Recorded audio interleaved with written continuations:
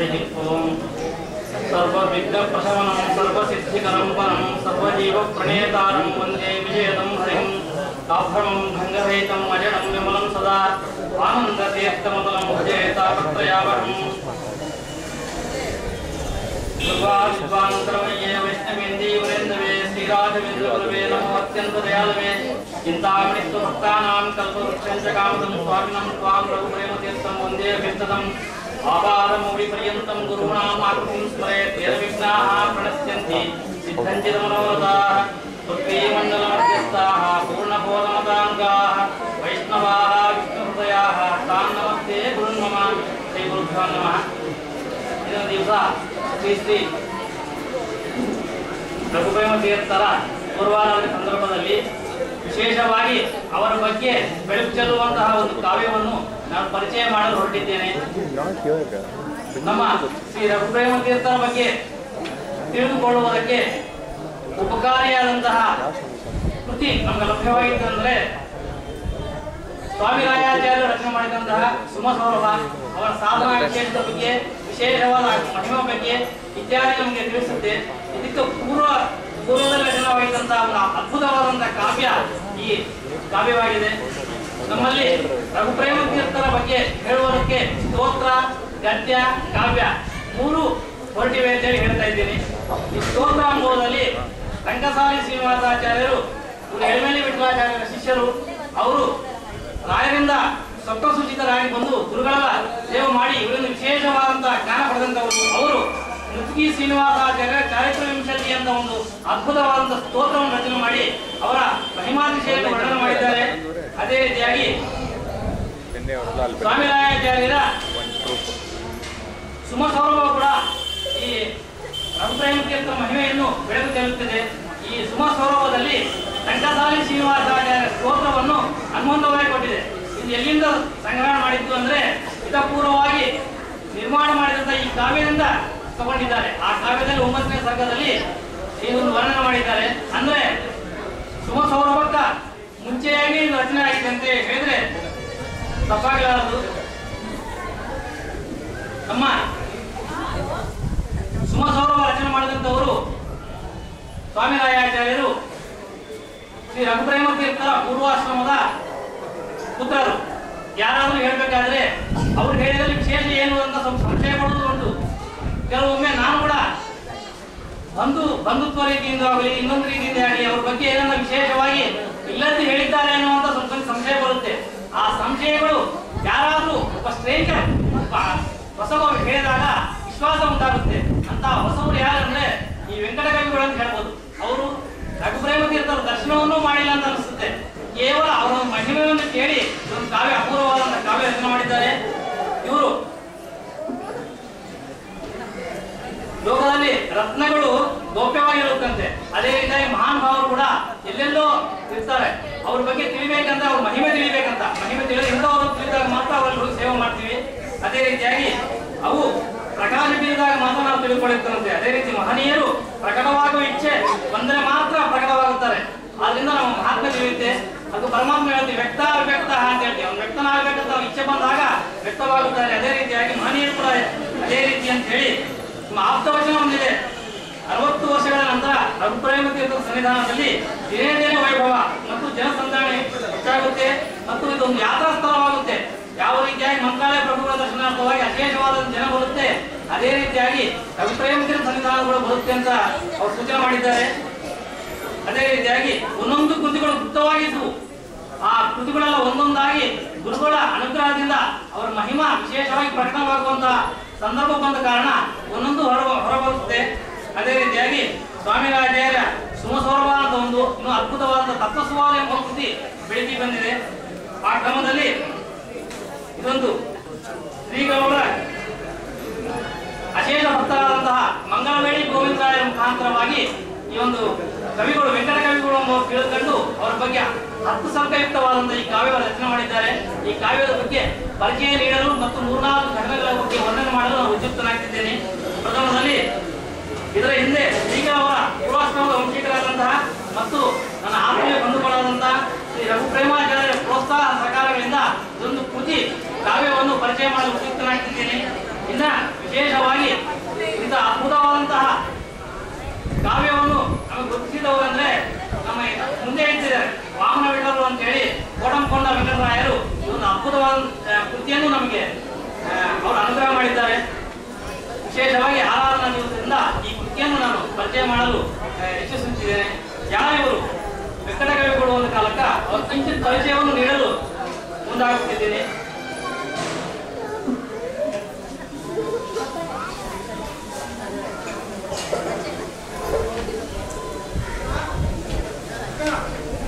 ಈ ವೆಂಕಟ ಕವಿಗಳು ಮಾಳಗಿ ವೆಂಕಟೇಶಾಚಾರ್ಯ ಅಂತ ಇವರ ಪೂರ್ತಿ ಹೆಸರು. ರಘುಪ್ರೇಮ ತೀರ್ಥರ ಚರಿತ ನಾಮಕಾವ್ಯ ಮುಂದೆ ಅದ್ಭುತವಾದಂತಹ ಕಾವ್ಯ ರಚನೆ ಮಾಡಿದ್ದಾರೆ. ಇವರು ವಿಜಾಪುರ ವಾಸ್ತವ್ಯರು ಅಂತ ತಿಳಿದು ಬರುತ್ತದೆ. ಹೆಚ್ಚಿನ ಮಾಹಿತಿ ಇವರ ಬಗ್ಗೆ ನನಗೆ ಸಿಗಲಿಲ್ಲ. ಆದ್ರೆ ಕಿಂಚಿತ್ ದೊರೆತ ವಿಷಯವನ್ನು ನಾನು ನಿವೇದನೆ ಮಾಡ್ತಾ ಇದ್ದೇನೆ. ಇವರು ವಿಜಾಪುರದ ವಾಸ್ತವ್ಯರಾಗಿದ್ದು ಜ್ಞಾನಿ ಶ್ರೇಷ್ಠರು, ಪಂಡಿತರಾಗಿದ್ದರು, ಭಾಗವತದಲ್ಲಿ ಪಟುಗಳಾಗಿದ್ದರು ಅಂತ ತಿಳಿದು ಬರುತ್ತದೆ. ಪ್ರತಿನಿತ್ಯ ಇವರ ಭಾಗವತ ಪುರಾಣ ಶ್ರವಣ ಮಾಡುವುದಕ್ಕಾಗಿ ಮಂಗಲವೇಡಿ ಗೋವಿಂದರಾಯರು ಪ್ರತಿನಿತ್ಯ ಅನಿತ್ಯ ಹೋಗಿ ಬರ್ತಾ ಇದ್ರಂತ. ಅದರಿಂದಾಗಿ ಮಂಗಲವೇಡಿ ಗೋವಿಂದರಾಯರಿಗೂ ಮತ್ತು ಈ ಮಾಳಗಿ ವೆಂಕಟೇಶಾಚಾರ್ಯರಿಗೂ ಪರಿಚಯ ಉಂಟಾಗಿ ಮೇಲಾಗಿ ಇನ್ನ ವಿಶೇಷವಾದಂತ ರೀತಿಯಲ್ಲಿ ಮಂಗಲವೇಡಿ ಗೋವಿಂದರಾಯರು ಉಪಕೃತರಾಗಿದ್ದಾರೆ. ಅದು ಏನಂತ ಹೇಳಿ ತಮ್ಮ ಕಾವ್ಯದಲ್ಲೇ ತಿಳಿಸುತ್ತಿದ್ದಾರೆ. ಈ ಮಂಗಲವೇಡಿ ಗೋವಿಂದರಾಯರು ಯಾರು ಅಂದ್ರೆ ನಮ್ಮ ರಘುಪ್ರೇಮ ತೀರ್ಥರ ಅಂತರಂಗ ಭಕ್ತರು ಅಂತ ಹೇಳ್ಬೋದು. ಅಂತರಂಗ ಭಕ್ತರು, ಅದೇ ರೀತಿಯಾಗಿ ಆಯುರ್ವೇದ ವೈದ್ಯರು ಆಗಿದ್ದಾರೆ. ಇವರು ನಾಡಿ ನೋಡಿ ಚಿಕಿತ್ಸೆ ಮಾಡುವಂತ ವೈದ್ಯರಂತ. ಈಗಿನ ವೈದ್ಯರು ನೋಡ್ತಾ ಇರ್ತೀವಿ, ನಾವು ಹೋದ್ರೆ ಏನಾಯ್ತು ಈಗ ಅಂತ ಕೇಳ್ತಾರೆ, ನಾವೇ ಹೇಳ್ಬೇಕು ಇಂಥದ್ದಾಯ್ತು ಅಂತ ಹೇಳ್ಬೇಕು. ಅದೇ ಇಂಥ ಮಂಗಲವೇಡಿ ಗೋವಿಂದರಾಯರು ನಾಡಿ ಮಾತ್ರದಿಂದ ಅವ್ರ ಬಗ್ಗೆ ವಿಶೇಷವಾಗಿ ಹೇಳಿ ಚಿಕಿತ್ಸೆ ಮಾಡ್ತಾ ಇದ್ರು. ಅದೇ ರೀತಿಯಾಗಿ ನಮ್ಮ ರಘುಪ್ರೇಮ ತೀರ್ಥರ ಮಾಡಿರುವಂತ ಅನೇಕ ಕಾರ್ಯಕ್ರಮದಲ್ಲಿ ತನು ಮನ ಧನ ಸಹಾಯ ಮಾಡಿ ಶ್ರೀಗಳವರ ಬೃಂದಾವನ ಪ್ರವೇಶವಾದ ಸಮಯದಲ್ಲಿ ಇದ್ದು ಅವರು ಮೇಲೆ ಸ್ತೋತ್ರ ಮಾಡಿದಂತ ಸ್ತೋತ್ರಕ್ಕೆ ಜನ್ಮ ಶ್ಲೋಕವನ್ನು ನೀಡಿದ್ದಾರೆ.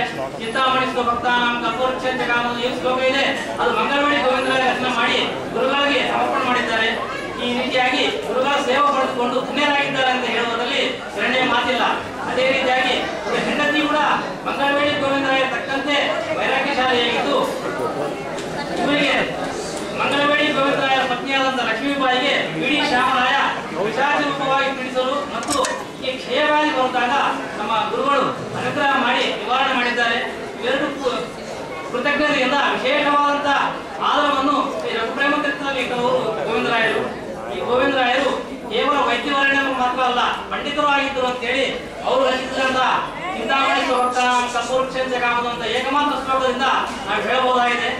ಇಂತಹ ಮಾಳಗಿ ಆಚಾರ್ಯರು ಭಾಗವತ ಪ್ರವಚನ ಚತುರರಾಗಿದ್ದರು. ಇವರು ಭಾಗವತ ಶ್ರವಣಕ್ಕಾಗಿ ಪ್ರತಿನಿತ್ಯವೂ ಅಂದಿನ ದಿವಸ ಜಟ್ಟ ಮಾಡಿಕೊಂಡು ಪ್ರತಿನಿತ್ಯ ಹೋಗಿ ಬರ್ತಾ ಇದ್ರು ತಪ್ಪದಾಗಿ ಅಂತ ಹೋದಂತವರು. ಇವರಿಗೆ ಮಾಳಗಿ ವೆಂಕಟೇಶಾಚಾರ್ಯರಿಗೆ ಒಬ್ಬ ಏಕಮಾತ್ರ ಪುತ್ರ ಇದ್ದ.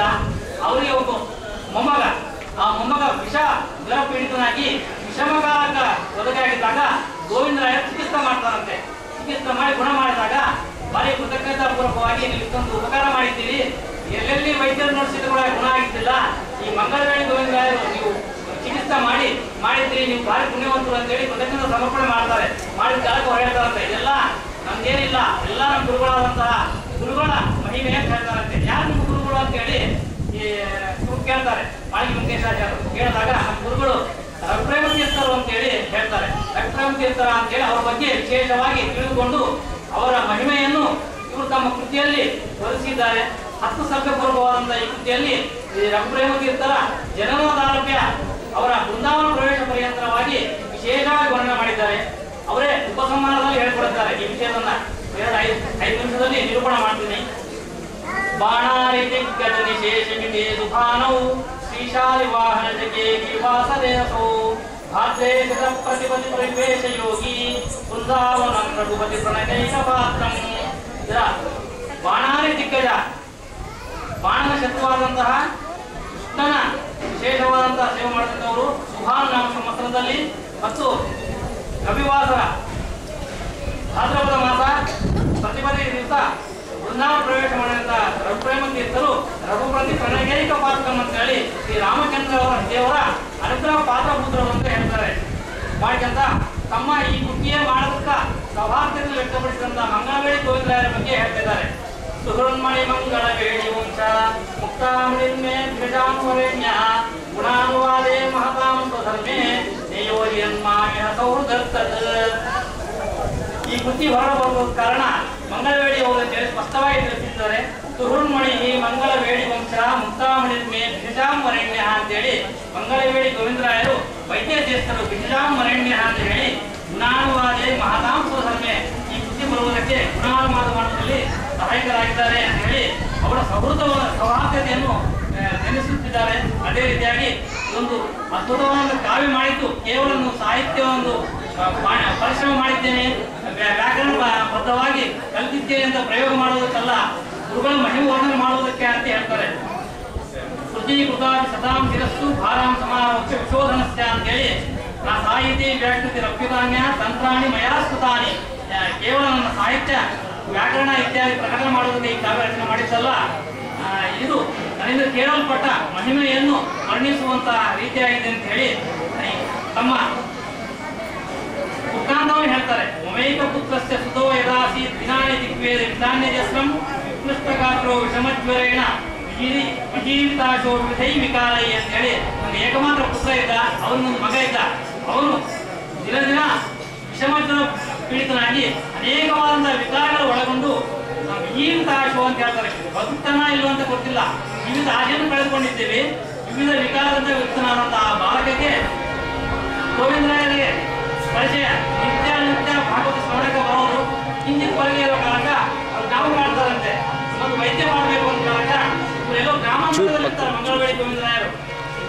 ಕ್ಷಿಪ್ರಂ ಸಕೃಜ್ಞಾಪಿತ ಮಾತ್ರ ಏವ ಗ್ರಾಮಾಂತರ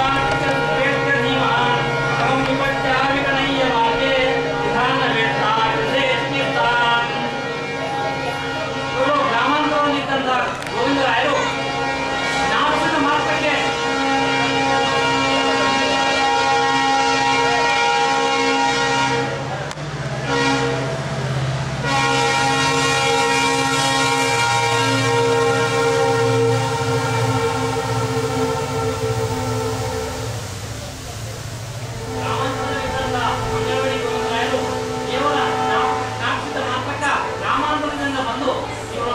ವೈದ್ಯ ಮಾಡ್ತಾರೆ.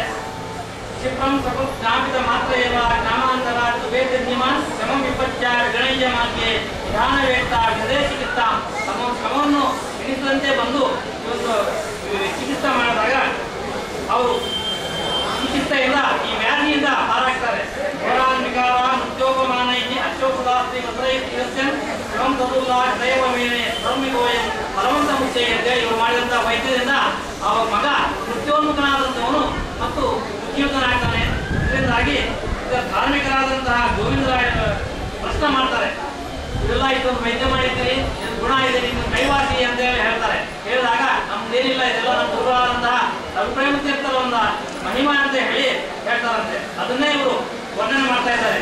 ಷಟ್ಪರಾಸೋ ಮನೋ ಅನುರೋಧ ಗುರುಪ್ರಸಾದಾರ್ಯ ಮಲಬ್ಧ ಗೋವಿ ಮಹಚ್ಚರಿತ್ರ ಅಮೃತ ವಿದ್ಯುಸೇಕಂ ವಿದಗ್ಧ ಸಾಹಿತ್ಯ ಸುಧಾಕರೋಯಂ ಅಂತ ರಘುಪ್ರೇಮ ತೀರ್ಥರ ಚರಿತ್ರ ಅಂದ್ರೆ ಅಮೃತೋಪಮ ಅಂತ. ಅಮೃತೋಪಮ ಒಂದು ಭಾಂಡವನ್ನು ಯಾರು ತಂದುಕೊಟ್ಟಿದ್ದಾರೆ ಅಂದ್ರೆ ಮಂಗಳವೇಡಿ ಗೋವಿಂದರಾಯ ತಂದುಕೊಟ್ಟಿದ್ದಾರಂತೆ.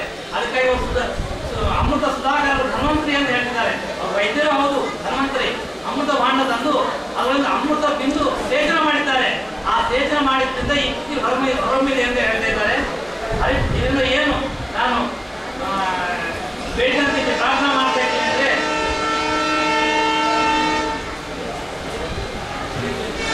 ಅಮೃತ ಬಿಂದು ಸೇಚನದಿಂದ ಮಧು ಪ್ರವಾಹ ಹೊರಹೋಗಿದೆ ಈ ಕಾವ್ಯವನ್ನು ಎದಕ್ಕಾಗಿ ಮಾಡ್ತಂದ್ರೆ ರಘುಪ್ರೇಮ ತೀರ್ಥ ರಂಗಯ್ಯ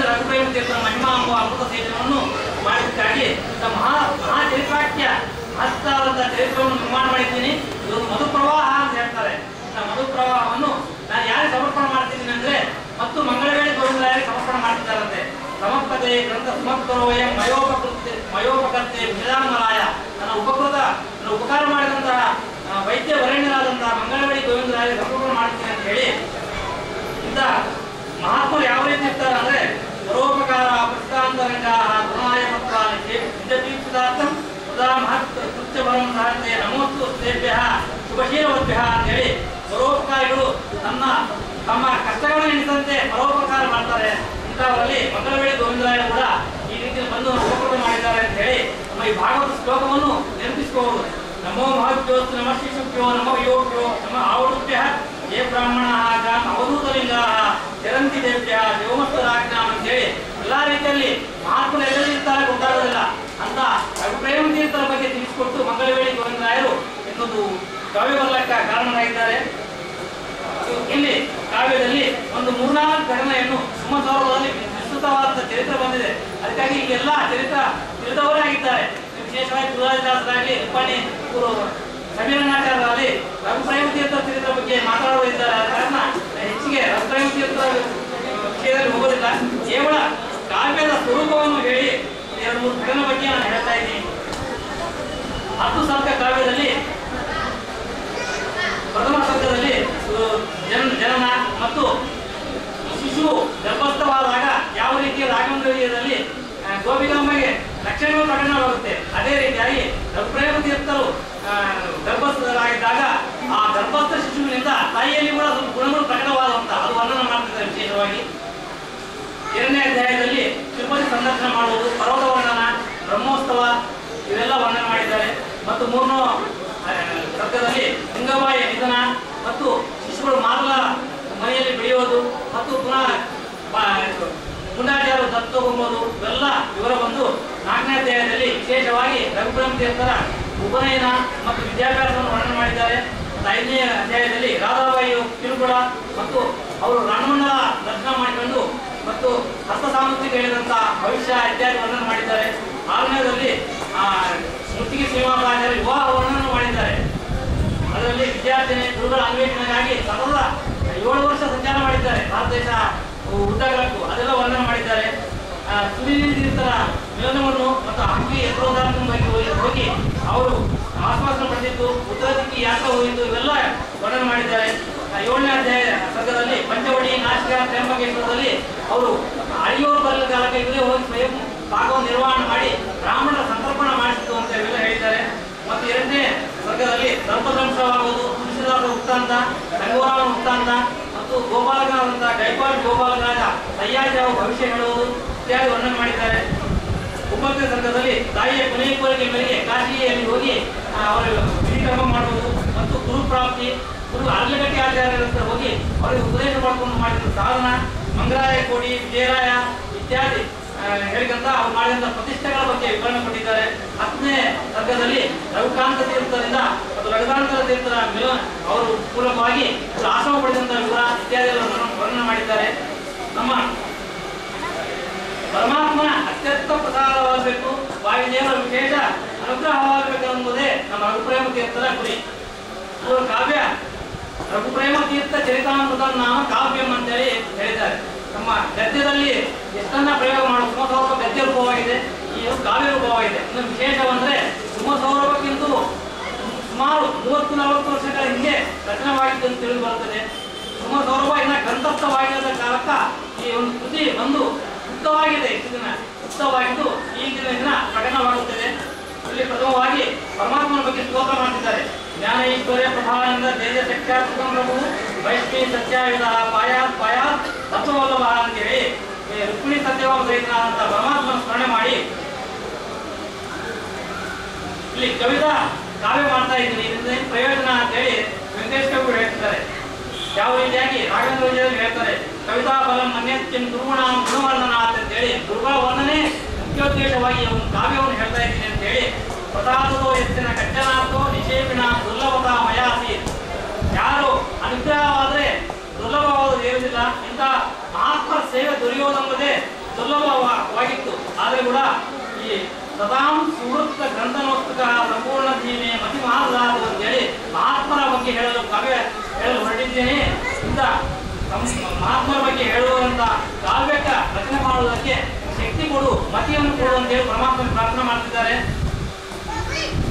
ವಿಶೇಷವಾಗಿ ಮಹಾತ್ಮ ಸಾಹಿತ್ಯದಲ್ಲಿ ಅನೇಕವಾದಂತಹ ವಿಜಯ ಕಾವ್ಯಗಳುಂಟು. ಅದೇ ಪರಂಪರೆಯಲ್ಲಿ ರಘುಪ್ರೇಮ ತೀರ್ಥರ ವಿಜಯ ಕಾವ್ಯ ಇದು ಅಂತ ಹೇಳಿದ್ರೆ ತಪ್ಪಾಗಲಾರದು.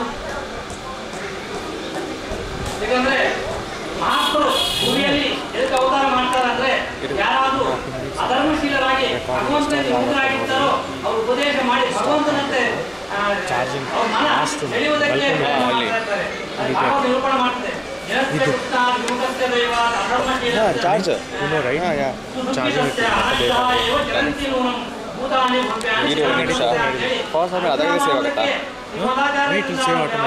ದೇವತೆಗಳು ಅವತಾರ ಮಾಡಿದ್ದಾರೆ. ಅದೇ ಪಂಥದಲ್ಲಿ ತೀರ್ಥರು ಇಂದ್ರಾಮ ಸಂಪುತರಾಗಿ ರೆಕಾರ್ಡ್ ಮಾಡ್ತೀನಿ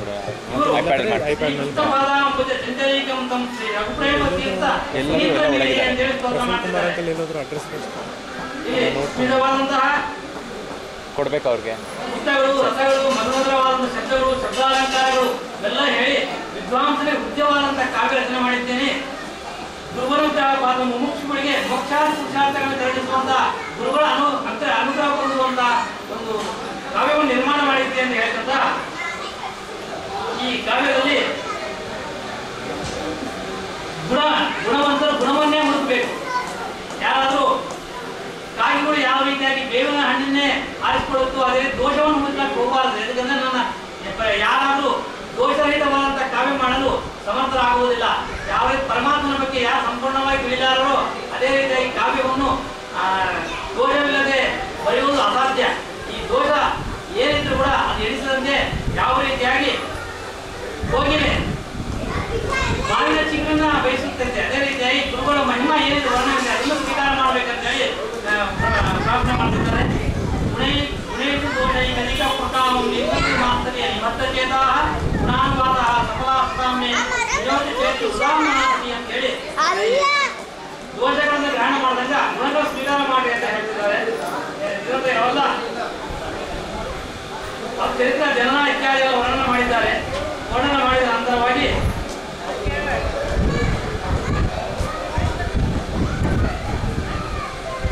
ಈ ಪೃಥ್ವಿ ಶ್ರೀನಿವಾಸಾಚಾರ್ಯರು ಗರ್ಭಸ್ಥರಾಗಿದ್ದಾಗ ತಾಯಿಯಲ್ಲಿ ಯಾವ ರೀತಿಯಾದ ಲಕ್ಷಣಗಳು ಪ್ರಕಟವಾಯಿತು ಅಂತೇಳಿ ಗೌರವವಾಗಿ ಕಾವ್ಯದಲ್ಲಿ ವರ್ಣನೆ ಮಾಡಿದ್ದಾರೆ.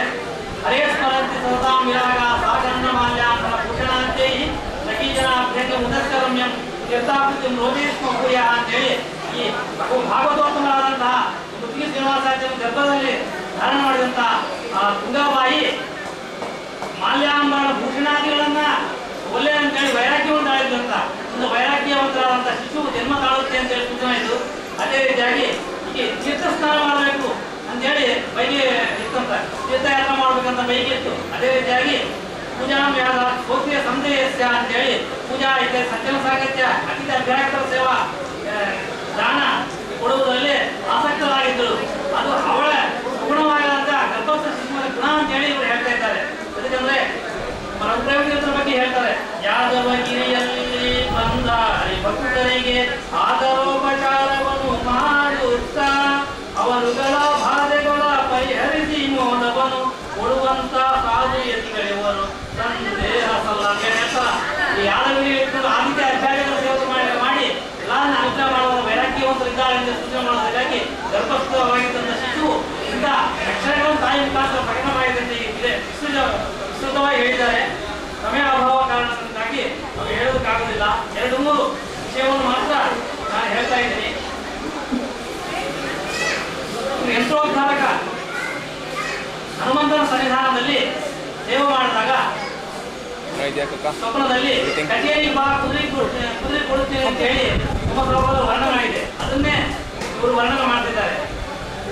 ಅಯಾದೇ ತನಯೋ ಭೂಯೋ ರೋಟಿ ಸಂತಾಪ ಮೂರ್ತಿದಾಂ ಸಕಲಾಂ ಕೇಮಾತ್ಮ್ಯ ರಾಧಾ ಬಾಲ ವಿಧರ್ತದ ಅಂತೇಳಿ ರಾಧಾ ತನ್ನ ತಾಯಿಯಾದಂತಹ ರಾಧಾಬಾಯಿ ತಿಳ್ಕೊಳ್ಳೋಕೆ ವ್ಯಾಸತ್ತಂದ ರಘುಪ್ರೇಮ ಪೃಥ್ವಿ ಶ್ರೀನಿವಾಸಾಚಾರ್ಯರು ವೈರಾಗ್ಯ ನಿಧಿಗಳಾಗಿ ಗುರುಗಳ ಅನ್ವೇಷಣೆಗಾರ್ತೆ ಬರ್ತಾರೆ. ಬಂದು ಇಲ್ಲಿ ಯಂತ್ರೋದ್ಧಾರಕ ಮುಖ್ಯ ಪ್ರಾಣಗಳ ಸೇವೆ ಮಾಡ್ತಾರೆ. ಅಥಂ ತತ್ವ ವಿಜಿಜ್ಞಾಸು ಯಂತ್ರೋದ್ಧಾರ ಸಮೀರಜಂ ಅನಾಹಾರ ವ್ರತಾಚಾರ ಮಂಡಲ ಮಸೈವತ ಅಂತೇಳಿ ಒಂದು ಮಂಡಲ ಪರ್ಯಂತರವಾಗಿ ಯಂತ್ರೋದ್ಧಾರಕ ಪ್ರಾಣದೇವರು ಸೇವೆ ಮಾಡ್ತಾರೆ.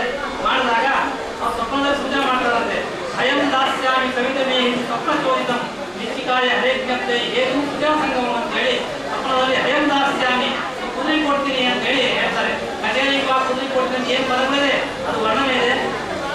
ಸ್ವಪ್ನತೋರಿತವಾದಂತಹ ಈ ಮುತ್ತಿಗೆ ಶ್ರೀನಿವಾಸಾಚಾರ್ಯರು ಇದು ನಿಶ್ಚಯವಾಗಿ ಸಜ್ಜನ ಸಂಗಮವಾಗುತ್ತೆ, ಗುರುಗಳು ಸಿಗುತ್ತಾರೆ ಅಂತೇಳಿ ಉತ್ತರಾಭಿಮುಖವಾಗಿ ಪುಣ್ಯ ತೀರ್ಥ ಕ್ಷೇತ್ರ ಸದದ್ವೇಷ ತತ್ಪರ ಉತ್ತರಾಭಿಮುಖ ಪ್ರಾಣಪಾಲಿತ ಅಂತೇಳಿ ಹೇಳ್ತಾರೆ.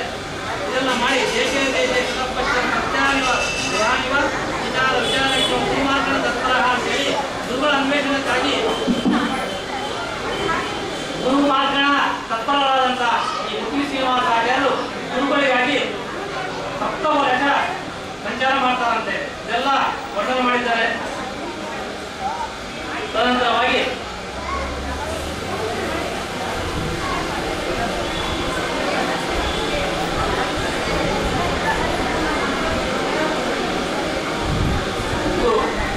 ಯಾವ ರೀತಿಯಾಗಿ ಮುಖ್ಯ ಪ್ರಾಣಿಗಳು ಸೂಚನೆ ಮಾಡಿದ್ರು ಅದೇ ರೀತಿಯಾಗಿ ಗುರುಗಳು ಸಿಗುತ್ತಾರೆ. ಗುರುಗಳು ಯಾವ ರೀತಿ ಅಂದ್ರೆ ಎಷ್ಟು ಸಂಚಾರ ಮಾಡಿ 7 ವರ್ಷ ಹುಡುಗಿಯರು ಕೂಡ ಸಿಗಲಿಲ್ಲ. ಗುರುಗಳು ಅವರೇ ಹೇಳಿ ಕಳಿಸ್ತಾರಂತೆ, ಕರ್ಕೊಂಡು ಬಾ ಅಂತ ಹೇಳಿ ಅದನ್ನೇ ಹೇಳ್ತಾರೆ. ಆವಾಪಯ ಪಿಪ್ಪಲ ವೇದಿಕಾರ್ಯ ಇತಿ ಪ್ರತೀತ ನರಸಿಂಹ ಸೂರಿ ದಿವೇಣ ತತ್ರ ಪ್ರಣಿಧಾಯ ಚಿತ್ತಂ ಯದ್ವಾಯುಸೂನಂ ತಪಸಾದರ್ಶ ಅಂತ ಹೇಳಿ ಈ ಪಿಪ್ಪಲ ವೇದಿಕಾರ್ಯದಿಂದ ಅಶ್ವತ್ಥ ಕಟ್ಟಿ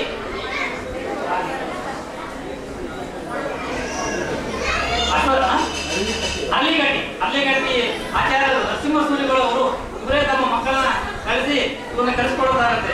ಕಳಿಸಿಕೊಳ್ಳಿ ಶಾಂತ ಸಮಿತ್ಪಾಣಿ ಉದಾರ ಉತ್ತೇ ಗುರು ಮುದಾ ನ್ಯಾಯ ಸುಧಾಮದಿತ್ಯ ದಿನೋಪದಿಷ್ಟಂ ಪವಮಾನ ಮಂತ್ರಂ ಜಜಾಪ ಸಂವೇಷ್ಟ ಮಾರ್ಜಿನಾಶ್ರಮ ಅಂತ ಹೇಳಿ ಹೇಳ್ತಾರೆ. ಇವರು ಕರೆಸಿ ಇವರಿಗೆ ಮುದಾ ಸನ್ನಚಿತ್ತರಾಗಿ ನ್ಯಾಯಸುಧವನ್ನು ಇವರಿಗೆ ಅಧ್ಯಯನ ಮಾಡಿಸ್ತಾರೆ. ಅದೇ ರೀತಿಯಾಗಿ ಇವರು ಪವಮಾನ ಮಂತ್ರವನ್ನು ಉಪದೇಶ ಮಾಡಿದ್ರು ಅಂತೇಳಿ ಈ ಕಾವ್ಯ ಸೂಚನೆ ಮಾಡ್ತಾ ಇದೆ. ದಿನೋಪದಿಷ್ಟಂ ಪವಮಾನ ಮಂತ್ರಂ ಜಜಾಪ ಸಂವೇಷ್ಟ ಮಾರ್ಜಿನಾಶ್ರಮ ಅಂತ ಹೇಳ್ತಾರೆ. ಗುರುಗಳು ಅಲ್ಲಿಗಟ್ಟಾಚಾರ್ಯ ಮುಖಾಂತರವಾಗಿ ಮುಖ್ಯ ಪ್ರಾಣದೇವರು ಮಂತ್ರ ಉಪದೇಶ ಆಗಿರ್ತಂತ ಇದೊಂದು ವಿಶೇಷವಾಗಿ ಸೂಚನೆ ಮಾಡ್ತಿದ್ದಾರೆ. ಗುರು ಪ್ರಸನ್ನ ಮುಖಮಂತ್ರ ಸಿದ್ಧಿಂ ತಸ್ಮೈ ಸುಧಿ ಪ್ರಾಣಪದೇ ಪ್ರಸತ್ತೈ ಪ್ರಪಂಚ ಯೋಗ ಶರಣೀಯ ಸಾರ ನ್ಯಾಮಾಂತರೇಣ ಹರೇ ಪ್ರಸಾದ ಅಂತೇಳಿ ಪ್ರಾಣದೇವರು ಉಳಿಯುವುದಕ್ಕಾಗಿ ವಿಶೇಷವಾದಂತಹ ಗುರುಗಳಿಂದ ಪಡೆದಂತ ಮಂತ್ರದ ಜಪ ಮಾಡ್ತಾರೆ ಅಂತ ಹೇಳ್ತಾರಂತ. ಮಾಡಿ ಗುರುಗಳು ಹೇಳ್ತಾರೆ ಉಪದಿವಸ ಉಪವಾಸವನ್ನು ಮಾಡ್ತಾರಂತೆ. ನವೋಪವಾಸೇನ ದಿನಾನಿನೇಯ ಜನಾರಕಂ ಸೇವನ ಕರ್ಷಿತಾಂಗೈ ಕೃತ್ಯಾನಿ ಕೃತ್ಯಾನಿ ಇಷ್ಟವೃತ್ತ ಕೃವದ್ವಿರುಚ್ಚ ವಶತಾಮ ವೀಕ್ಷ ಅಂತ ಹೇಳಿ ಗುರುಗಳು ಹೇಳಿದಂತೆ 9 ದಿವಸ ಉಪವಾಸವನ್ನು ಎಲ್ಲಾ ಕೆಲಸಗಳು ಮಾಡ್ತಾ ಸೇವೆ ಮಾಡ್ತಾರಂತೆ. ಇದರಿಂದ ಅವರು ಸಂತೋಷ ಗುರುಗಳ ಆಶೀರ್ವಾದ ಮಾಡ್ತಾರಂತೆ. ತಥಾ ಪ್ರಸನ್ನ ಗುರುಸ್ಯ ಭಕ್ತ ಜಗಾದ ಪೂಜ್ಯಂ ಕರಣೀಯ ಸಾರ ಅಂತ ಹೇಳಿ ಅವರ ಆಶೀರ್ವಾದ ಮಾಡಿ ಕಳಿಸ್ತಾರಂತೆ. ಮುಖ್ಯ ಪ್ರಾಣಿಗಳ ಅನುಗ್ರಹ ಆಗುತ್ತದೆ. ಅದೇ ರೀತಿ ಒಂದು ಇವರು ಕುಡಾಲ ರಾಮಲಿಂಗೇಶ್ವರ ಸನ್ನಿಧಾನದಲ್ಲಿ ಮತ್ತು ರಣಮಂಡಲ ಸನ್ನಿಧಾನದಲ್ಲಿ ಇದು ಮಾಡ್ತಾರೆ. ಅದೇ ರೀತಿಯಾಗಿ ಮಂಗರಾಯ ಹನುಮಂತ ದೇವರ ಸನ್ನಿಧಾನದಲ್ಲಿ ಕೂಡ ವಿಶೇಷವಾದಂತಹ ಸೇವೆ ಮಾಡ್ತಾರೆ. ಮಂಗರಾಜಾಲಯ ವಾಕ್ಯಪದ್ಯ ಚಕ್ರೇತ ಕಾಂಕ್ಷಿ ತತ್ಪ್ರಸಾದ ಪೋಷಣೆ ಸದಾಜ್ಞಾಯವ ಅಂತ ಹೇಳಿ ಇಲ್ಲಿ ಮಂಗರಾಯ ದೇವರ ತದನಂತರವಾಗಿ ವೀರಗಟ್ಟಿ ಸನ್ನಿಧಾನದಲ್ಲಿ ಬರ್ತಾರೆ. ಒಂದು ಯತ್ರ ಪ್ರತಿಷ್ಠಾಪ ಸಮಾನ ಶಮೀರಸ್ವನು ಆರಾಧ್ಯ ಸಿದ್ಧಿ ವಿಜಯದಾಸ ಪ್ರಾಕೃತ ಹೃದಯ ಜೀವನ ಅನನ್ಯ ಚೇತ ಪ್ರಪಂಚದಾರ ಅಂತ ಹೇಳಿ ನಾವು ಮೃತ್ಯು ಹೊಂದಿದಂತ ಮಂಗನಾಮ ತಿಮ್ಮಣ್ಣದಾಸರ ಅಪಮೃತ್ಯು ಪರಿಹಾರ ಮಾಡಿ ವಿಜಯದಾಸರಲ್ಲಿ ಹನುಮಂತೇವರು ಪ್ರತಿಷ್ಠೆ ಮಾಡಿದ್ರು. ಆ ವಿಜಯಕಟ್ಟೆಯಲ್ಲಿ ಬಂದು ಸಾಧನೆ ಮಾಡ್ತಾರೆ. ಸಾಧನೆ ಮಾಡಿದ್ರಿಂದ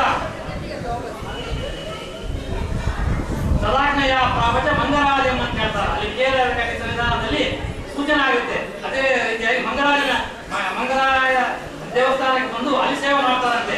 ಅಲ್ಲಿ ಮಂಗರಾಯ ವಿಶೇಷ ತಪಸ್ಸಲ್ಲಿ ಒಲಿತು ಕೃಷ್ಣಾದರಂ ಪ್ರಾಣಪದೇ ಪ್ರದಾದು ಭಕ್ತಿಂ ಭಾಗವತಿ ತಾವೊಬ್ಬರೇ ಅಂತ ಹೇಳಿ ಹೇಳ್ತಾರಂತಿದ್ದ. ಆದರದಿಂದ ಕೃಷ್ಣರಾದಂತಹ ಪ್ರಾಣದೇವರು ದರ್ಶನ ಕೊಡ್ತಾರಂತೆ. ಪರಮಾತ್ಮ ಲಕ್ಷ್ಮೀ ವಾಯು ಸಮೇತನಾಗಿ ದರ್ಶನ ಕೊಟ್ಟು ಏನ್ ಬೇಕು ಅಂತ ಪ್ರಾರ್ಥನೆ ಕೇಳ್ತಾರಂತೆ. ಕೇಳಿದಾಗ ಭಗವಂತನಲ್ಲಿ ಸ್ಥಿರ ಭಕ್ತಿ ಬೇಕು ಅಂತ ಮಾತ್ರ ರಘುದೇವ ತೀರ್ಥರು ಕೇಳ್ತಾರೆ.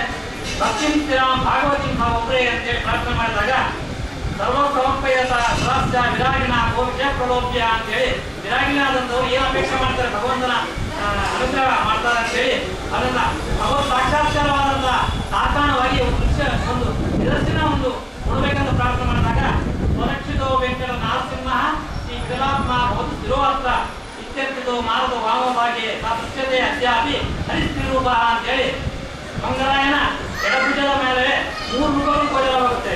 ವೆಂಕಟ ನರಸಿಂಹ ವಿಠಲ ರೂಪದಿಂದ ಪರಮಾತ್ಮನಲ್ಲಿ ಸ್ವಯಂ ವ್ಯಕ್ತೀಕರಣ ಆಗಿದ್ದಾನೆ. ಇಂದಿಗೂ ನಾವು ಅಲ್ಲಿ ಮಂಗರಾಯ ದೇವಸ್ಥಾನದಲ್ಲಿ ನಾವು ದರ್ಶನ ಮಾಡೋ ಸ್ಪರ್ಶಕ್ಕೆ ನಿಲ್ಲುತ್ತೆ ಈ 3 ರೂಪಗಳು.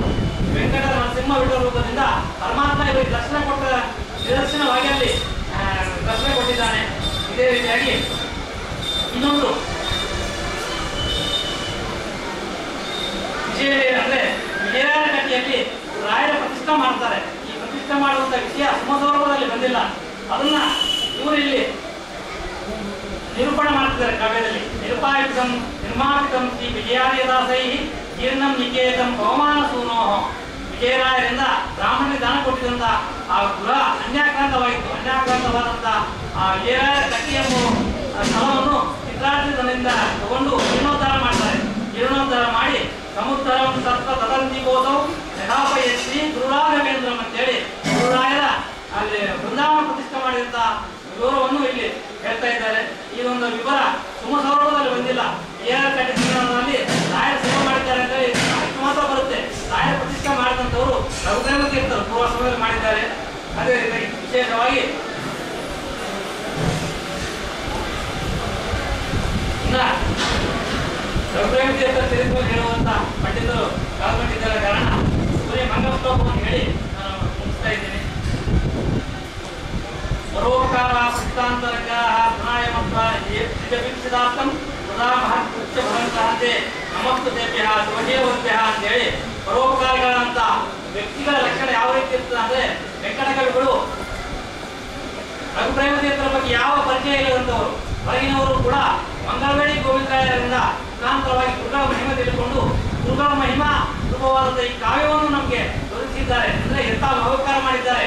ಪರೋಪಕಾರ ಮಾಡುವುದರಲ್ಲಿ ಮಹಾತ್ಮರು ಈ ರೀತಿ ಇರ್ತಾರೆ ಅಂತ ಹೇಳಿ ರಘುಪ್ರೇಮ ತೀರ್ಥರ ಜೀವನ ಚರಿತ್ರೆ ಬಗ್ಗೆ ಬೆಳಕು ಚೆಲ್ಲುವಂತಹ ಅಪೂರ್ವವಾದಂತಹ ಕಾವ್ಯವನ್ನು 10 ಸರ್ಗಾತ್ಮಕವಾಗಿ ನಮಗೆ ಒದಗಿಸಿದ್ದಾರೆ. ಇದ್ರ ಬಗ್ಗೆ ಹೇಳಲು ಸಮಯಾವಕಾಶದ ಕಾರಣ ಇನ್ನ ಸಮಯಾವಕಾಶ ಇದ್ದಾಗ ಪೂರ್ಣ ಮಾಡಲು ಪ್ರಯತ್ನ ಮಾಡುವ ಭಾಗ್ಯವನ್ನು ರಘುಪ್ರೇಮ ತೀರ್ಥರ ಕರುಣಿಸಲಿ ಅಂತ ಹೇಳಿ ನಾನು ಪ್ರಾರ್ಥನೆ ಮಾಡುತ್ತಾ ಈ 2 ಮಾತುಗಳನ್ನ ರಘುಪ್ರೇಮ ತೀರ್ಥರ ಒಂದೇ ಅಂತರ್ಯಾಮದಂತಹ ಭಾರತೀಯ ಮುಖ್ಯ ಪ್ರಾಣಾಂತಕದ ಕೋದಂಡರಾಮದೇವರಲ್ಲಿ ನಾನು ಸಮರ್ಪಣೆ ಮಾಡ್ತಿದ್ದೀನಿ. ಶ್ರೀ ಕೃಷ್ಣಾರ್ಪಣ.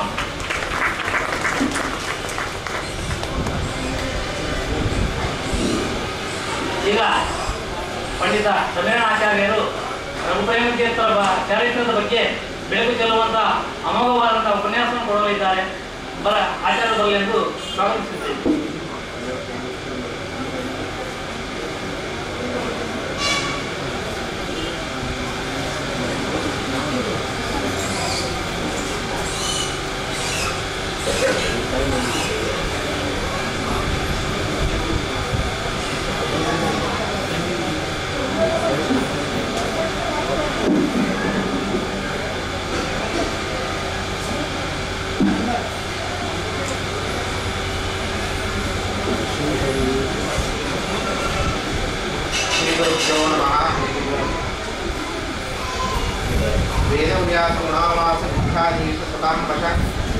मां निराशं गतक्लेशं कुर्वनाशं हरेनिशम् अभ्रमं बन्धरहितम् अजडं विमलं सदा आनन्दचेत्तमतलं भजे तापत्रयामहं।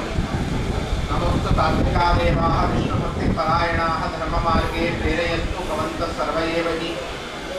चित्रे पदैश्च गम्भीरै वाक्यैर्माणेन खण्डितैः गुरुभावं निन्दयन्ति आदिश्रीजयतीर्थवाक् श्रीमतो राघवेन्द्रस्य नमामि पदपङ्कजे कामिता अशेषकल्याण कलना कल्पपादको चिन्तामणिं स्वभक्तानां कल्पवृक्षं च कामदं स्वामिनं त्वां रघुप्रेमतीर्थं वन्दे जगीष्टदम्। ಇದುವರೆಗೂ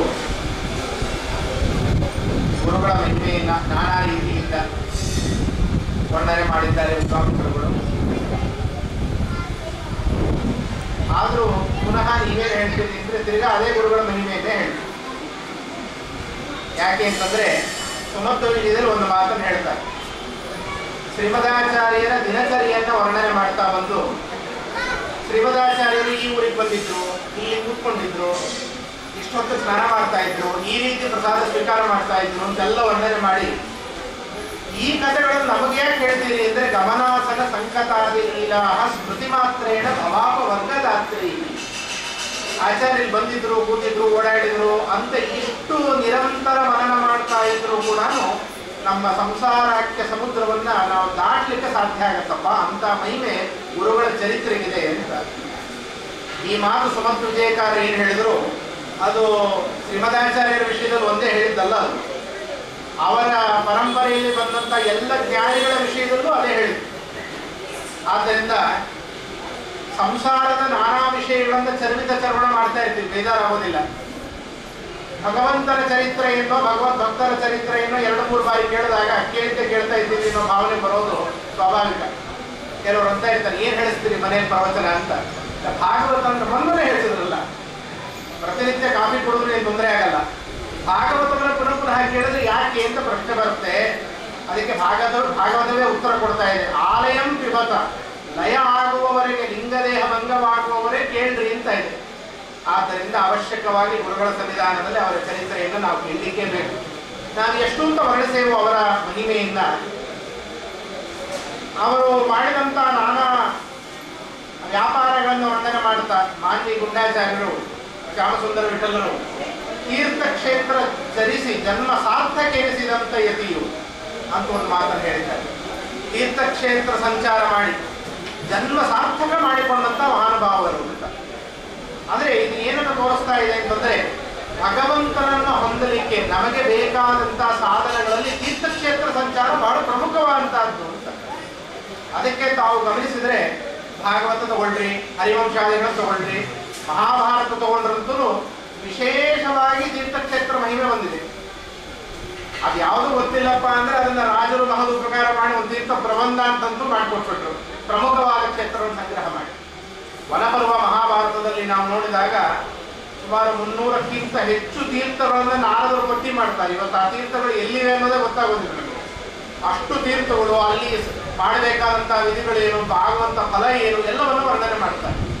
ಅದೇ ತೀರ್ಥಕ್ಷೇತ್ರ ಸಂಚಾರ ಅನ್ನುವಂಥದ್ದು ಭಗವಂತನ ಅಧಿಷ್ಠಾನ ರೂಪದಲ್ಲಿದೆ. ತೀರ್ಥಗಳು ಹಾಗೂ ಅಲ್ಲಿರ್ತಕ್ಕಂಥ ಕ್ಷೇತ್ರಗಳು, ಕ್ಷೇತ್ರ ಮೂರ್ತಿಗಳು, ಅವುಗಳನ್ನ ವಿದ್ಯುಕ್ತ ರೀತಿಯಿಂದ ನಾವು ಸಂಚಾರ ಮಾಡಿ ಆ ಬಂದಂಥ ಫಲವನ್ನು ಭಗವಂತನಿಗೆ ಸಮರ್ಪಣೆ ಮಾಡಿದ್ವಿ ಅಂತಂದ್ರೆ ಖಂಡಿತವಾಗೂ ನಮ್ಮ ಸಾಧನೆಗೆ ಬಹಳ ದೊಡ್ಡ ಮೆಟ್ಟಲು ತೀರ್ಥಕ್ಷೇತ್ರ ಸಂಚಾರ ಅನ್ನುವಂಥದ್ದು ಅಂತ.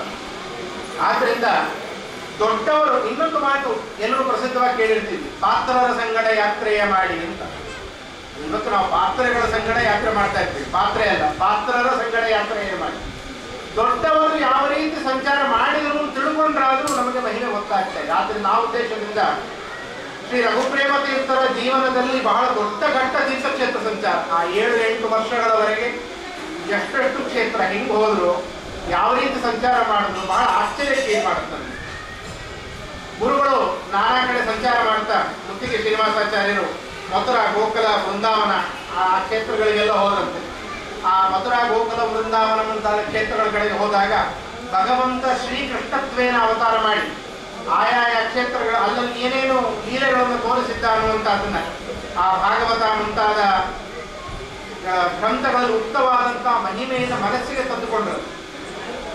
ತಂದುಕೊಂಡು ಯೋಚನೆ ಮಾಡಿದ್ರು, ಭಗವಂತ ಯಾಕೆ ಅವತಾರ ಮಾಡಿ ಇಷ್ಟು ಮಹಿಮೆಯನ್ನು ತೋರಿಸಬೇಕಾಗಿತ್ತು. ನೋಡಿ, ಅವರ ಅನುಸಂಧಾನ ಕ್ರಮವನ್ನ ಏನು ಸ್ವಾಮಿರಾಯಾಚಾರ್ಯರು ನಮಗೆ ತೋರಿಸ್ಕೊಟ್ಟಿದ್ದಾರೆ, ಎಂಥ ದೊಡ್ಡ ಉಪಕಾರ.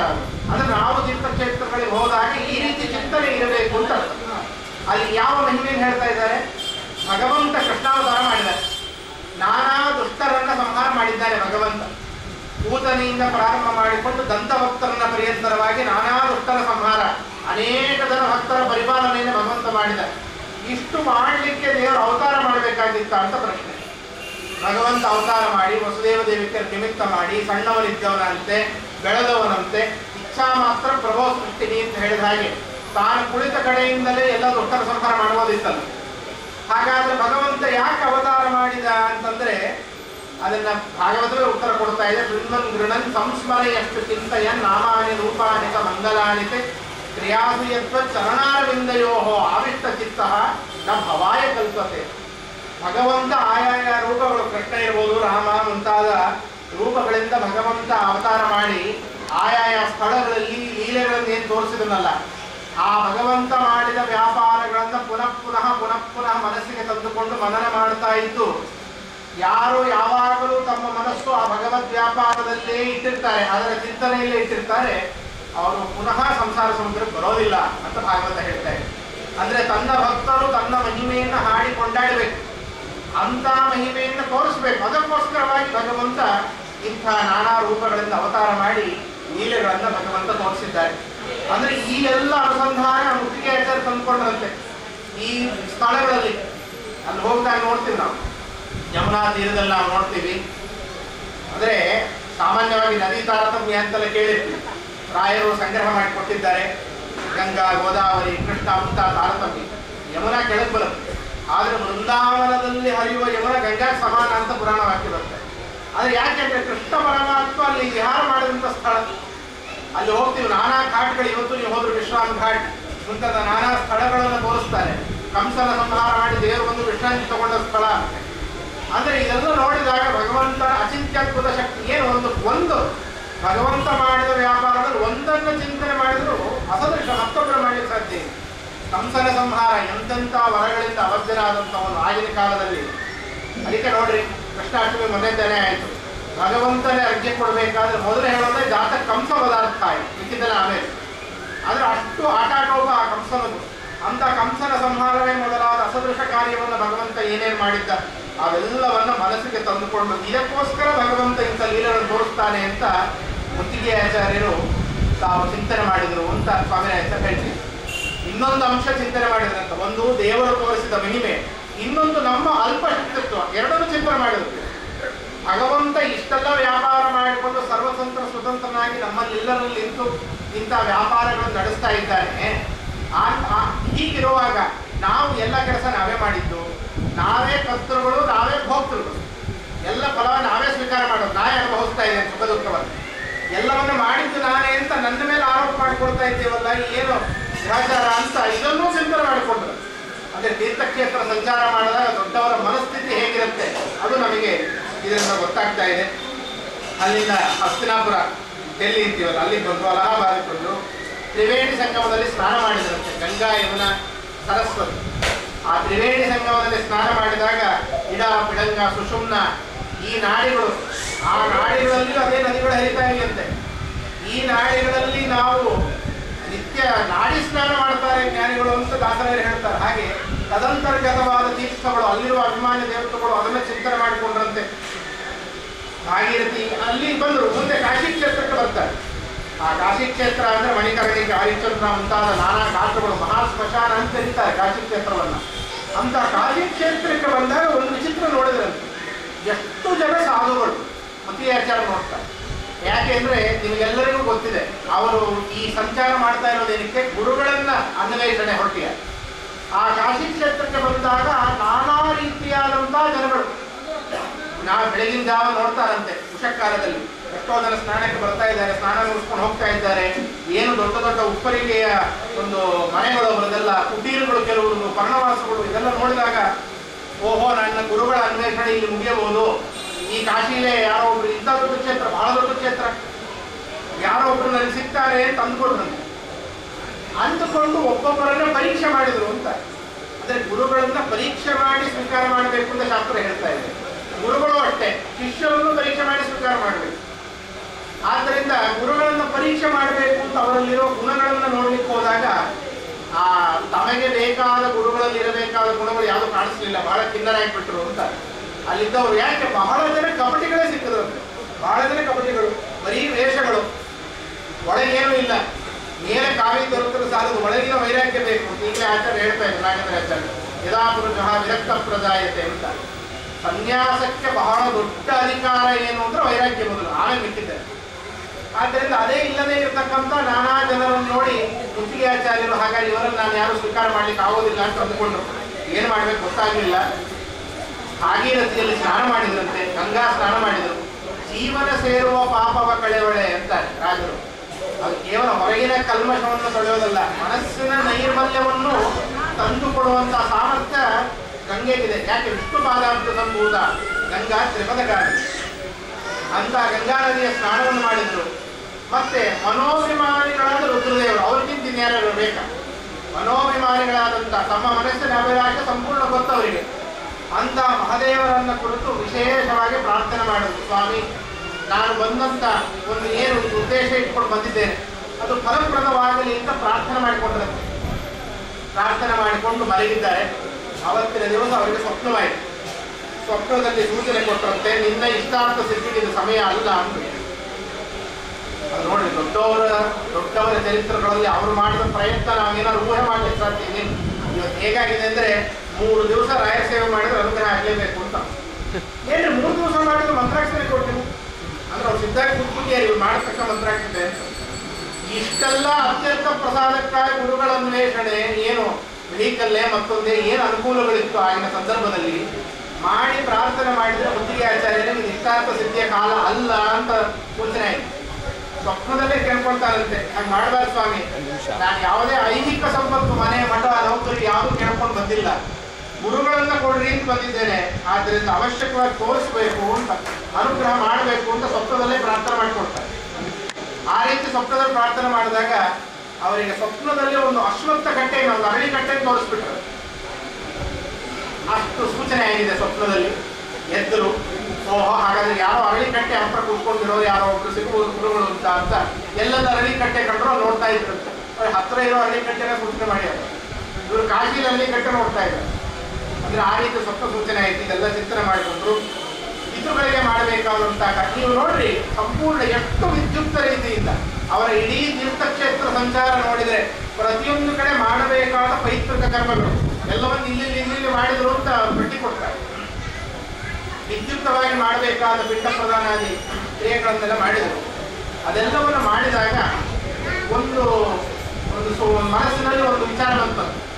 ಏನು ಮನಸ್ಸಿನಲ್ಲಿ ಬಂದಂಥ ವಿಚಾರ ಏನು ಅಂದ್ರೆ, ನಾವು ಮಾಡುವಂಥ ಕರ್ಮಗಳು ಇದೆಲ್ಲ ಏನಿದೆ, ಪಿಂಡ ಪ್ರದಾನವೇ ಮೊದಲಾದಂತಹ ಕರ್ಮಗಳು ಇವೆಲ್ಲ ಸ್ಥೂಲ ಕರ್ಮಗಳು. ಈ ಮಾಡುವ ಸ್ಥೂಲ ಕರ್ಮಗಳಿಂದ ಪಿತೃದೇವತೆಗಳಿಗೆ ತೃಪ್ತಿಯಾಗಬೇಕು. ಅಂದ್ರೆ ಅಂತರ್ಯಾಮಿ ಭಗವಂತ ತೃಪ್ತಿಯಾದರೆ ಅವರು ತೃಪ್ತಿಯಾಗಬೇಕು. ಪಿತೃದೇವತೆಗಳು ಇದು ಹೇಗೆ ಹೋಗಿ ಸೇರುತ್ತೆ ಅಂತ ಮನಸ್ಸಿನಲ್ಲಿ ಒಂದು ವಿಚಾರ ಬಂತದ್ದು. ಅಲ್ಲ, ನಮ್ಗೆ ಯಾವತ್ತೂ ಬಂದೇ ಇಲ್ಲವಲ್ಲ, ಎಷ್ಟು ವರ್ಷ ಮಾಡ್ತಾ ಇದ್ದೀವಿ ಅಂದ್ರೆ ಅದು ಸಾಧಾರಣವಾಗಿ ಶಿಕ್ಷಕರಾಗಿ ನಾವು ಒಂದು ಮಾತು ಹೇಳೋದು, ಸಂಶಯ ಯಾವಾಗ ಬರುತ್ತೆ ಅಂದ್ರೆ ಏನಾದ್ರು ಸ್ವಲ್ಪ ಅರ್ಥ ಆದ್ರೆ ಬರುತ್ತೆ, ಇಲ್ಲ ಏನು ಗೊತ್ತಾಗದೇ ಇದ್ರೂ ಬರೋದಿಲ್ಲ ಅಂತ. ಹಾಗೆ ನಮ್ಗೇನು ಆ ಪ್ರಶ್ನೆ ಉದ್ಭವಿಸೇ ಇಲ್ಲ. ಪ್ರಾರ್ಥನೆ ಮಾಡಿದ್ರೆ ಸಾಕಂತಾಗಿದೆ. ಯಾರು ಉದ್ದೇಶಕ್ಕೂ ಮಾಡ್ತಾ ಇದ್ದೇವೆ, ಬರೋ ದೇವತೆಗಳು ಯಾವ ಅಂತ ತಿಳ್ಕೊಳ್ಳೋ ಪ್ರಯತ್ನ ಬಹಳಷ್ಟು ಜನ ಮಾಡಿರಲ್ಲ. ಇವರಿಗೆ ಆ ಒಂದು ಮನಸ್ಸಿನಲ್ಲಿ ಆ ಸಂಶಯ ಮೂಡಿದೆ. ಅವತ್ತಿನ ದಿವಸ ರಾತ್ರಿ ಅವರಿಗೆ ಸ್ವಪ್ನದಲ್ಲಿ ಇವರ ಪಿತೃಗಳು, ತಾಕ ತಂದೆ ಹಾಗೂ ಜನ್ಮ ಕೊಟ್ಟಂತ ತಂದೆ ಇಬ್ಬರನ್ನೂ ಕರೆಸಿ ಬೇಕಾಷ್ಟು ಉಡುಗೊರೆ ಎಲ್ಲ ಕೊಟ್ಟು ಹಾಕಿ ಸ್ವಪ್ನ ಇದೆ. ಆ ಯೋಚನೆ ಮಾಡಿಕೊಂಡು ಸೂಕ್ಷ್ಮವಾಗಿ ಇರ್ತಾರೆ ದೇವತೆಗಳು. ಆದ್ದರಿಂದ ನಾವು ಮನಸ್ಸಿನಲ್ಲಿ ಮಾಡಿಕೊಂಡಂತ ಪ್ರಶ್ನೆ ಅವರ ತಲುಪದೇ ಇರುತ್ತೆ. ಅದನ್ನು ನಾನಾ ರೀತಿಯಿಂದ ಉತ್ತರ ಕೊಡಬಹುದು, ಪ್ರತ್ಯಕ್ಷವಾಗಿ ಕೊಡಬೇಕು ಅಂತ ಏನಿಲ್ಲ. ಆದ್ದರಿಂದ ಸ್ವಪ್ನ ಸೂಚಿತವಾಗಿ ನನಗೆ ಈ ರೀತಿ ಉತ್ತರ ಬಂದಿದೆ. ಅಂದ್ರೆ ಏನು ಅಭಿಪ್ರಾಯ, ನಾವು ಊಟ ಮಾಡೋದು ಅಷ್ಟೇ, ಜೀವಿಯಾದಂಥವನು ಬಹಳ ಅಣು. ಇಂಥ ಅಣುವಾದ ಜೀವಿಗೆ ನಾವು ಮಾಡುವಂಥ ಈ ಸ್ಥೂಲವಾದ ಊಟ ಏನಿದೆ, ಈ ಊಟದಿಂದ ತೃಪ್ತಿ ಹೇಗಾಗ್ತಾ ಇದೆ ಅಂತ ಚಿಂತನೆ ಮಾಡಿಕೊಂಡ್ರು.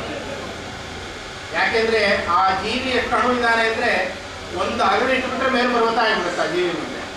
ಒಂದು ಹನಿ ನೀರು ಅಂದ್ರೆ ಅದು ಸಮುದ್ರದೋಪಾದಿ ಆಗಿಬಿಡುತ್ತೆ.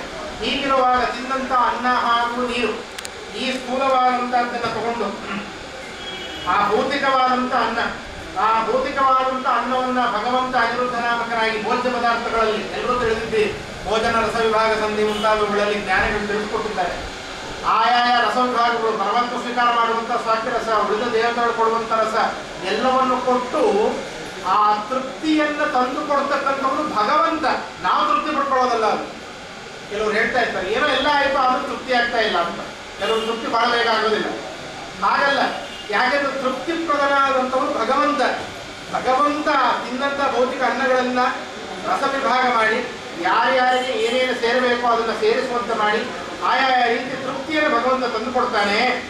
ಇದು ಈ ಅನಿರುದ್ಧ ನಾರಾಯಣ ರೂಪದಿಂದ ಭಗವಂತ ಏನು ಮಾಡ್ತಾನಲ್ಲ, ಇದು ಜ್ಞಾನಿಗಳಿಗೆ ಪ್ರತ್ಯಕ್ಷ ಉಂಟು, ನಮ್ಮಂಥ ಅಜ್ಞಾನಿಗಳಿಗೆ ಪ್ರತ್ಯಕ್ಷ ಇಲ್ಲ. ಆದ್ದರಿಂದ ಜ್ಞಾನಿಗಳು ಅನುಭವಿಸಿರೋದ್ರಿಂದ ನಾವು ಅನುಮಾನ ಮಾಡಿಕೊಳ್ಬೇಕು ಅಂತ ಈ ರೀತಿ ತಾವು ಮನಸ್ಸನ್ನು ಚಿಂತನೆ ಮಾಡಿಕೊಂಡು ತಾವು ಶಾಸ್ತ್ರೋಕ್ತ ಕರ್ಮ ಅಂದ್ರೆ ಇಲ್ಲಿ ಒಂದೇ ಗೊತ್ತಾಗುತ್ತೆ ಅಂದ್ರೆ ಅನುಸಂಧಾನ ಅನ್ನುವಂಥದ್ದು ಹೇಗಿರಬೇಕು. ಸ್ಥೂಲ ಕರ್ಮಗಳನ್ನು ಆಚರಿಸುವಾಗ ನಾವು ಮಾಡಬೇಕಾದ ಅನುಸಂಧಾನ ಹೇಗಿರಬೇಕು. ಅಲ್ಲಿ ಇನ್ನೂ ಒಂದು ವಿಷಯವನ್ನು ಹೇಳ್ತಾರೆ. ಜ್ಞಾನಿಗಳಾದಂಥವರು ಕೆಲವು ಸಂದರ್ಭದಲ್ಲಿ ಕರ್ಮ ಮಾಡದೇನು ಅಂತ ಕಾಣಿಸ್ಬೋದು, ಆದರೂ ಈ ಅನುಸಂಧಾನ ಮಾಡಿಕೊಂಡು ಆ ಫಲವನ್ನು ಪಡೆದಿರ್ತಾರೆ ಅವರು. ಆದರೂ ಅಂತ ಜ್ಞಾನಿಗಳು ಯಾಕೆ ಮಾಡಬೇಕು ಅಂತ ಎದ್ದಿದ ಆಚರಿತ ಶ್ರೇಷ್ಠ ಅಂತ ಕೃಷ್ಣ ಹೇಳಿದ ಹಾಗೆ ದೊಡ್ಡವರು ಮಾಡಿ ತೋರಿಸಿದ್ರೆ ಚಿಕ್ಕವರು ಮಾಡ್ತಾರೆ. ಅದಕ್ಕೋಸ್ಕರವಾಗಿ ಈ ಸ್ಥೂಲ ಕರ್ಮಗಳನ್ನು ಆಚರಿಸುತ್ತಾರೆ. ಆದ್ದರಿಂದ ಕರ್ಮ ಬಿಡಬೇಕು ಅಂತಲ್ಲ. ಮತ್ತೆ ಇದರಲ್ಲಿ ಕೃಷ್ಣ ಹೇಳ್ತಾರೆ 3ನೇ ಅಧ್ಯಾಯದಲ್ಲಿ ಹೇಳುವಾಗ ಕರ್ಮವನ್ನು ಬಿಡಬೇಕು ಅಂತ ಅಭಿಪ್ರಾಯ ಅಲ್ಲ, ಕರ್ಮವನ್ನು ಮಾಡಬೇಕು. ಆ ಹಿಂದಿರುವಂತಹ ಭಗವಂತನ ಚಿಂತನೆ ಎನ್ನುವಂಥದ್ದು ಇರಬೇಕು. ಅನುಸಂಧಾನ ಪೂರ್ವಕವಾಗಿ ಕರ್ಮಗಳನ್ನು ಆಚರಣೆ ಮಾಡಬೇಕು ಅಂತ ತಾವು ಚಿಂತನೆ ಮಾಡಿಕೊಂಡು, ಅಂದ್ರೆ ಇದೆಲ್ಲವನ್ನು ನೋಡಿದಾಗ ಏನು ಗೊತ್ತಾಗ್ತಾ ಇದೆ ಅಂದ್ರೆ ಕೇವಲ ಯಾವುದೋ ಒಂದು ತೀರ್ಥಕ್ಷೇತ್ರ ಸಂಚಾರ ಅಲ್ಲ, ಆ ತೀರ್ಥಕ್ಷೇತ್ರಗಳಲ್ಲಿ